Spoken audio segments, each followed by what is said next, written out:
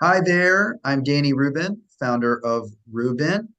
Want to introduce you and welcome you to our next installment of our marketing webinar series. We have Don Blankinship here from TechArk Solutions in Virginia. We're grateful for Don's time because they've got a lot going on at TechArk, and he is a master plate spinner, right, Don? You keep them all in the air, and so we're grateful that he's with us today to share his insights and expertise specifically around the world of search engine optimization, or SEO, as one of many services that TechArk provides to customers, big and small. And so I'll first have Don introduce himself, explain his background and how he got himself to this particular role at TechArk, and then we'll dive into SEO. So welcome, Don. Thank you for your time, and Absolutely. tell us a bit about your background. Absolutely. Thank you so much, Danny, for having me. And master plate spinner is a good way to put it. I've not heard that description before, but Now you're going to use it. that's about as accurate as it gets. So, good to meet everybody virtually. Again, as Danny mentioned, I'm Don Blankinship. I'm a senior account executive here with TechArk Solutions. We're based in Norfolk, Virginia. TechArk has been in business for actually going on 11 years, coming up in February 2023. And we specialize really in three different areas. Number one being website design and development, two being custom app and software development, and three, digital marketing services, which encompass what we'll be talking most about today, which is SEO. We also do paid search, social media marketing, whether it's paid and or organic social, programmatic, which is targeted display advertising, and other marketing related services like CRM implementations and marketing automations. Ultimately, the goal with everything that we do is to help business become more efficient and get the most out of all of their digital assets, whether it's a website, a piece of software, an app, or any sort of marketing that they're doing from a digital standpoint. Thank you. I know that there's a broad range of services Yep. under your roof. The one we'll focus on today is a term that everybody has some kind of understanding about, but there's so much to unpack with search engine optimization, or SEO. How do you define SEO? What is the simplest way to explain it to a novice? That's a great question. And first of all, there are hundreds, if not thousands, of different variables that impact SEO. Before we get into some of those variables, I'll step back a little bit and say that there's this sort of overarching umbrella called SEM, search engine marketing. Mm-hmm. And then under SEM, there are two different tiers or pillars, I suppose you could call them. One being PPC, which is pay-per-click advertising, where a business is essentially paying to have their ad or their website placed in a search engine result page. For example, if a consumer searches for something to the effect of, I don't know, carpet cleaning near me, a business can pay to have their business promoted at the top of that results page or the bottom. And there are variables that impact how and where that ad is placed, the effectiveness of that ad, the amount they pay from a cost per click standpoint, and then whether or not they're able to convert that visitor or the person who clicks on that ad into an actual customer. That's a almost completely separate conversation from SEO, which just showing you what you said, carpet cleaning near me, and here are several ads that companies have strategically wanted to put themselves in the focus of that conversation. So I was letting the students see exactly what you're referring to. Okay. So you'll see that small mention of an ad. Those are all those businesses are paying for the placement towards the top of that search engine result page. Now, if you scroll down a little bit more, you'll see that there are different businesses listed. And because you included the verbiage near me, it's taking into consideration your geographic location of where your search is being conducted and listing businesses that are within a certain radius or distance from where that search is being held. If you scroll down even further, you'll see other listings like Yelp. Yelp, they're not a paid listing, but ultimately because they have so much content on that page about carpet cleaning, they're also mentioning the city of Virginia Beach in a geographic identifier. They're showing up in that first organic listing. The first business you see there is Stanley Steamer, which is a national carpet cleaning company in this case. And they have a main website with multiple geographic location identifiers listed within that website. And the first one that you see organically is for their Virginia Beach location. So that is a very simple sort of differentiator between a paid listing where someone is paying in a PPC campaign to have their ad appear at the top of a results page versus the Stanley Steamer and the Dry and Clean and BB carpet cleaners that are also showing up organically without that ad designation towards the top left of the listing. So some companies have paid money to be in a premium position, and some are showing up organically. Like, why do you think Stanley Steamer would come up first in the first organic position? That's a great question. And it has a lot to do with the nature of the content on their website and the fact that they have probably had that website live for a number of years. And there are a lot of, as I mentioned earlier, there are a number of different factors that impact SEO. Content is incredibly important. So when I say content, that includes written verbiage as well as images or videos and other links within a website. So when you think content, if you visit a website, you have that business explaining to you who they are, what they do, the products and services that they offer, and there is what we call a code to text ratio. So the number of keywords that are relevant to your business, carpet cleaning near me, carpet cleaning Virginia Beach, and so on, that ratio of text to code being incorporated within the user-facing content as well as the back end of the website will help a Google bot or a web crawler identify how relevant this website is to the search that's being conducted by that individual. Now, Danny, if you want to get really technical, you can right-click anywhere on that page and click View Page Source. Not to get overly technical. Sure, it's okay. But you see here, and if you want to do a Control F, and then type in meta, M-E-T-A, and then hit enter. You'll see, and then hit enter once or twice more. And you'll see it says meta name, meta character. You'll see other things like meta description. Those are all, so the Google bots and the web crawlers of the world don't necessarily scan all of the user-facing content that you and I can see. They're scanning what is seen in the back end. The meta titles, meta descriptions, things called image alt attributes, which are essentially descriptions of the content of an image or a photo or a logo. So of course we want to ensure that the visitor to the website is seeing content that's relevant to them. In this case, I'm in Virginia Beach, I need my carpet clean. It's the holidays and I'm getting ready to have family and friends over, so I want to have a nice place to present.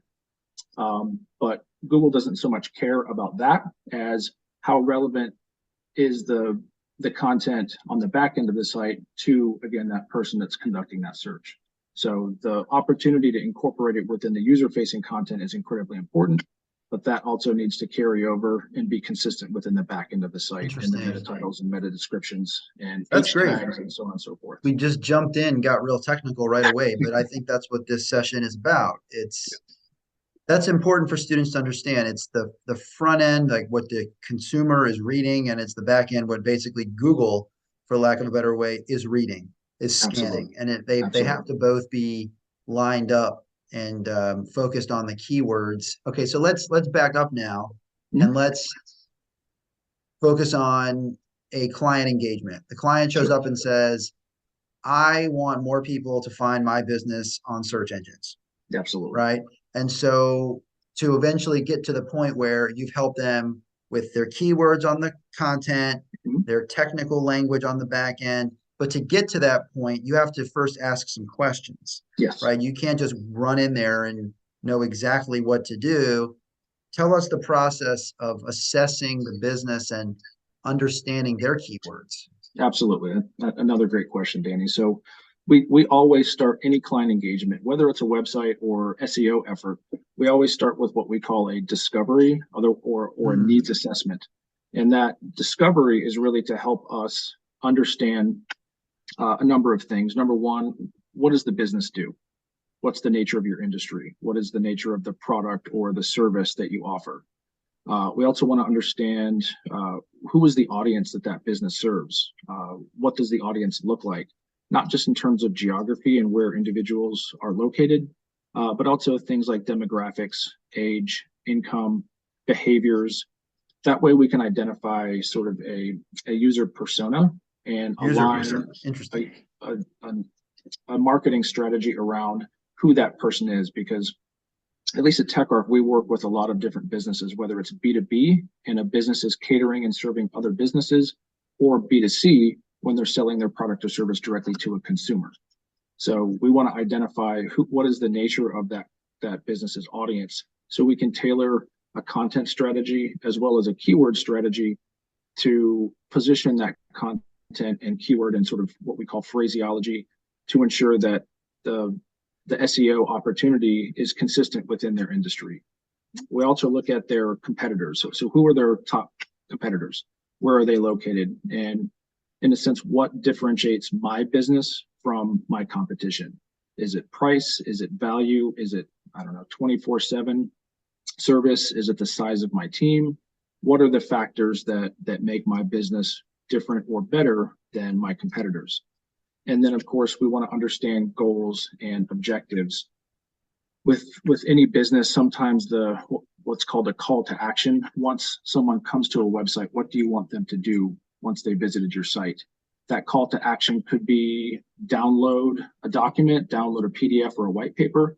It could be click a button on your mobile device to call. It could be to set an appointment or complete a contact form to get more information or book a meeting with that business or that individual. In the case of carpet cleaning, oftentimes it's set an appointment or submit your information, and then someone from that office will call you to set an appointment.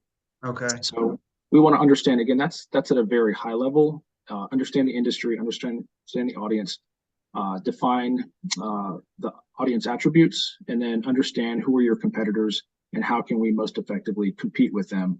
If you have a competitor who's ranking higher than you in a search result page in organic traffic and organic rankings, what are they doing? And we can leverage a number of third-party tools to identify some of the tactics that they're employing, and also identify some gaps within a business's website that we can help them shore up, close those gaps, and begin to compete and improve their organic rankings and start to potentially take up market share or real estate on a search result page. Thank you for that. Let me ask something else, and we've had this discussion with other marketing professionals through this series. How important is communication with the customer throughout the process, but especially in that discovery phase? Would it be appropriate if you said, oh, well, we did this other campaign with these other guys, we're going to come in and do the exact same thing for you that we did for them, and not ask the customer or do a lot of thorough investigation? How important is communication at each new client engagement? It is, I would say it's above all else, it is the most important factor in anything that we do. If we're not asking the right questions, when we get to a phase where we begin actually implementing or executing on a campaign or making updates to an SEO effort, if we're not communicating effectively, the chances that we miss the mark are extremely high. So we always focus on really trying to understand who is the business, what are their goals and objectives. So anything that we put together as far as a recommendation or a strategy in planning session or a specific proposal, we go out of our way to ensure that it meets that client's goals and expectations. And the only way to do that effectively and consistently is to ensure that we're communicating and we're asking the right questions. And listening. Listening, yes. Communication involves asking questions and also listening intently. And oftentimes, sometimes, very diplomatically and professionally pushing back. If a client has a preconceived notion about what can be achieved or what's feasible, we always want to be realistic about setting the proper expectations. And the only way to do that is to communicate. It goes both ways. Here's like a real life scenario. You're in an email exchange with the clients early on. They're giving you information, telling you what they want, and you're just not quite understanding. Is that when you ask, like, can we speak on the phone or can we meet in a virtual room so I can make sure I understand, instead of just taking it for chance, like, oh, I think I understood what they're saying? Do you sometimes have to like really grab hold of the situation and just make absolutely certain? Yes, we don't require it, but we strongly encourage that we have a meeting with a client, whether it's in a virtual forum, Zoom or Google Meet, or ideally, if the business is local and regional, then we'd like to meet them in person. If we can't do that, then we prefer not to actually move forward with an engagement, because a lot of assumptions can be made that can be misunderstood in an email exchange. And in addition to that initial needs assessment that I referenced earlier, the purpose of that initial needs assessment is to help our technical team do some very thorough audits. And if we're only exchanging communication via email, we may be able to collect enough information to be able to complete an effective audit, but typically that's not the case. Now, if it's an existing business that we're already familiar with, that we've already worked with, or currently a TechArk client, then of course we can make some assumptions because we already have a good understanding of that business and we have a good relationship, and we can lean on that. But if it's a new client or a new business that we're not familiar with, then we really go out of our way to try to have direct communication. And I think that's important for students to understand that, in the business world, you can't just sit behind the computer and get everything done. You have to be willing, even in a very technical job like SEO, web development, coding, you have to be able to have a conversation with a customer in real time, person to person, not just through text, through email, through sort of silent communication where it's not live. We have to be able to jump in there and really, roll up our sleeves with somebody and have these sometimes more challenging conversations in real time. I think that's very important for students to understand, and it's important for you to say it, even in a very technical role that you and your team play.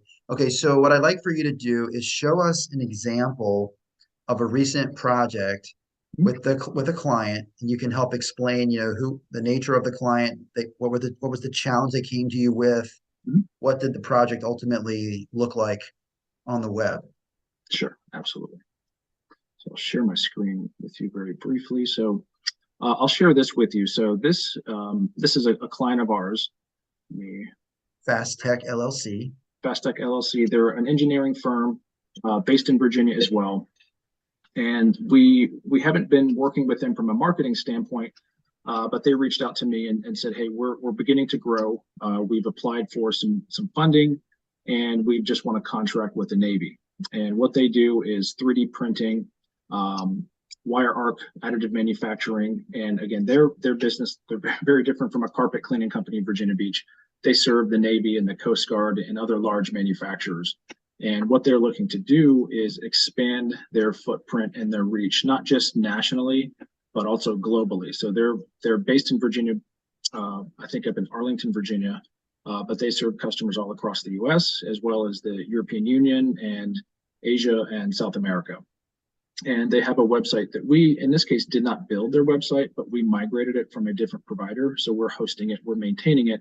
And they said, Don, let's figure out a strategy to actually go forth and increase our organic traffic and rankings as our business continues to grow nationally and internationally. So I went through the needs assessment, gained access to a couple of platforms, which I have not yet mentioned.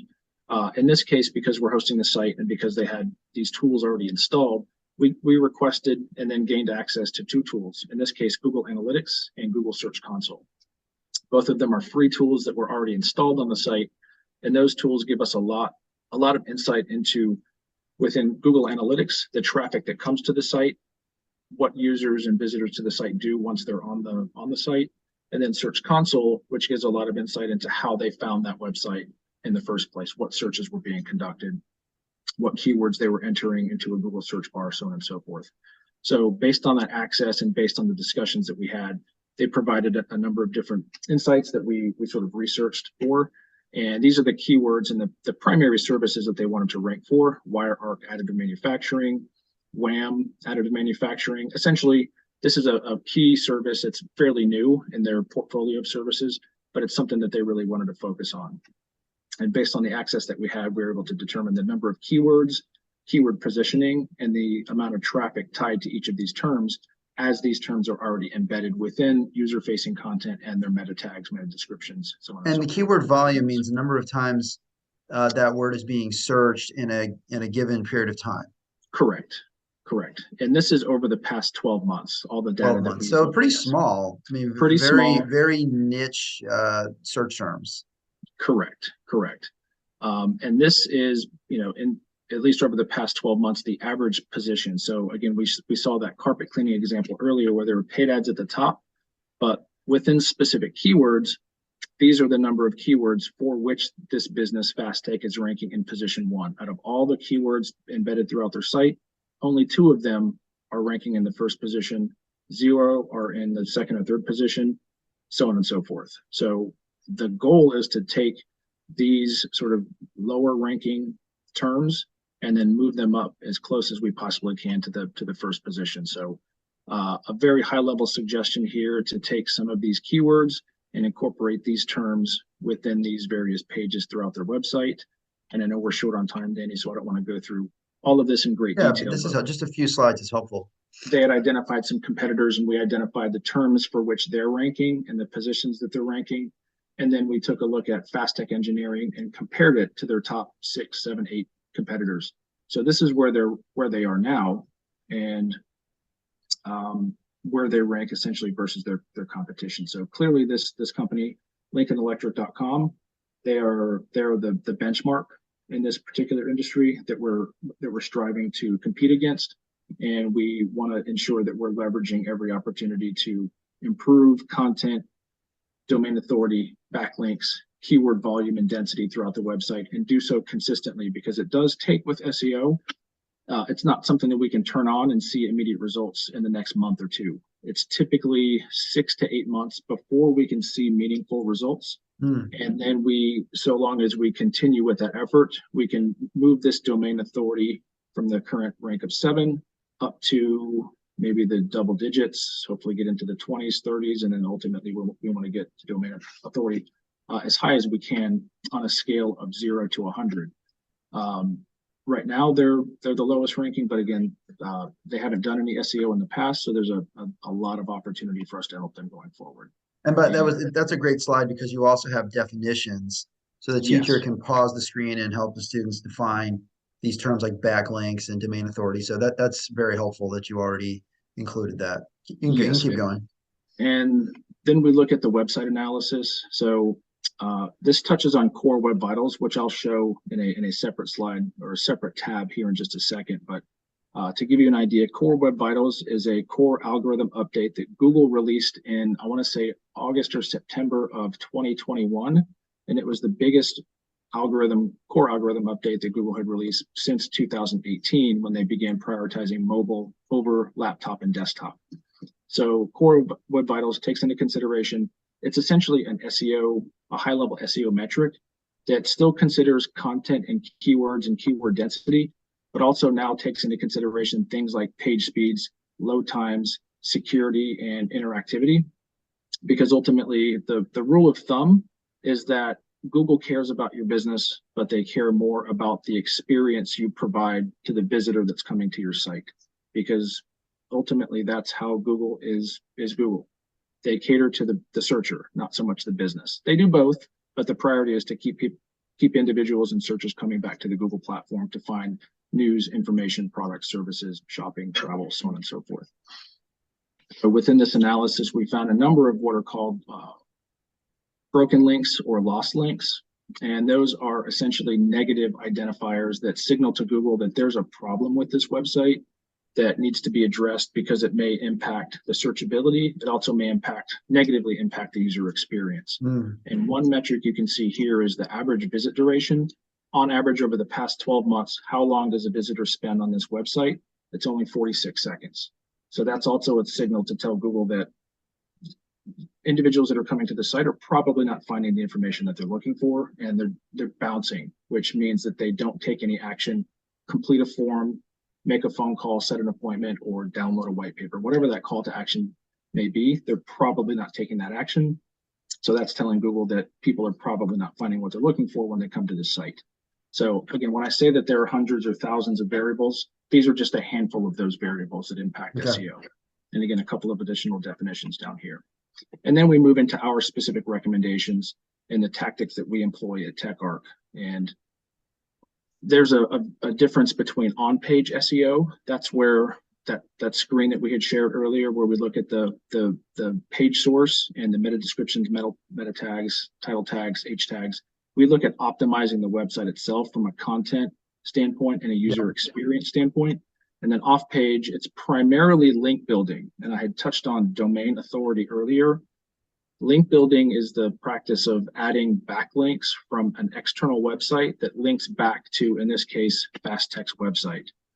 The more backlinks a website has, the greater the domain authority, because that domain authority is really a vote of confidence. Yeah. When there are multiple backlinks, it tells a Google bot or a web crawler that this website is a trusted source of information within this industry, and it's a good place to send traffic because there are so many backlinks externally. Now, we don't want to establish backlinks on websites that are not relevant or credible or may contain objectionable content.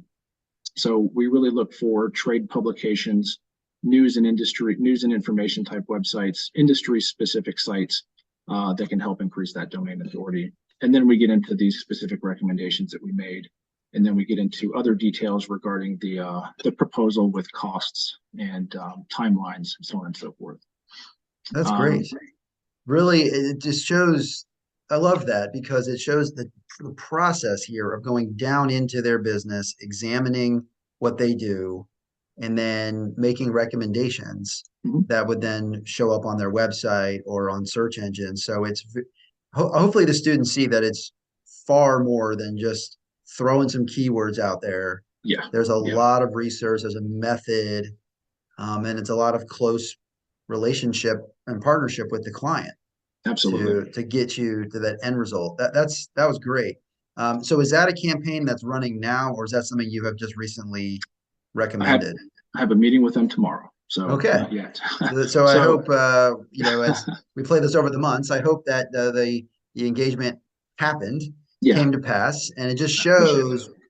And I think it also shows, we talk a lot about the soft skills, the employment skills in our webinars too, and the amount of preparation that you and your team have done for that meeting. Yes. Right. You don't even necessarily have the full account yet, perhaps. It's like you want to gain their business. So you've done a lot of work to make the case that they should select you to do that work. Because, as a last point here, you don't want to do an engagement for 1 month. You want an engagement with a client for a long time if you're helping them with these services, right? You want this to be a sort of year over year collaboration. Absolutely. And it goes back to that question you asked earlier, Danny, about how important is communication. We wouldn't have had this opportunity without that level of communication and the relationship that's built as a result of the communication. We wouldn't have been able to collect these details and then articulate and share these suggestions and recommendations with this particular business, if not for effective communication, not just with me, but with everyone on my team. Yeah. My job is to understand who is the client, collect the initial details, communicate that to my team. And then my team and I are collaborating back and forth on what needs to be addressed. What are the gaps? What are the recommendations we're making? What's working well? What's not? And based on what we suggest, how do we help this business continue to grow and thrive and be successful? When we do that, that relationship, that trust and credibility are established. And then we get to the point that you just mentioned where we have that long-term recurring client and that relationship that's effective for their business and ultimately also effective for TechArk's. So that communication piece is incredibly important, if not the most important aspect. Right from the very first day. So this is great. Incredibly insightful. Your examples were great. And I do think that I hope that students gained a clearer picture of what an SEO specialist does and what the work looks like. So I want to thank you for taking time out of your day, and good luck with the presentation and all future ones. And your team does excellent work, and I hope that continues for many months, many years. So thank you, Don, and I hope the students will enjoy learning all about SEO. Appreciate your time. All right. Thank you so much for having me, Danny. I appreciate it.